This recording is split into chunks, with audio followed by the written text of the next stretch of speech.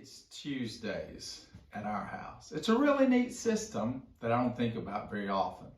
The county provides a big green plastic can, and we can throw things in that can pretty much any way we want to.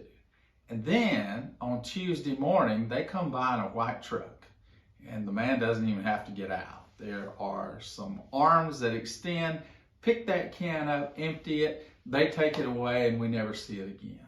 We decide what goes in the can, what doesn't go in the can.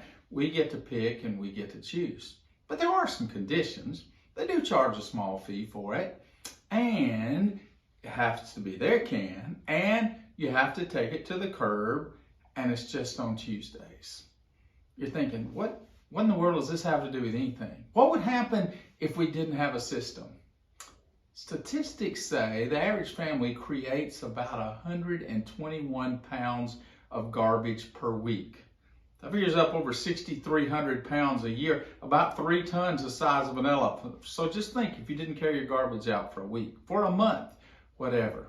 What does all this have to do with our walk with God? Well, think about the way it works in this sense. In 1 John chapter 1 and verse 9, if we confess our sins, God is faithful and just to forgive us our sins and to cleanse us from all unrighteousness. Just like that white truck carries all that bad stuff away, never brings it back. God does that for our sins. Hebrews chapter 8 and verse 12 says that He forgives our wickedness and remembers sin no more. What would your house look like with 3 months worth of garbage or 6 months worth of garbage?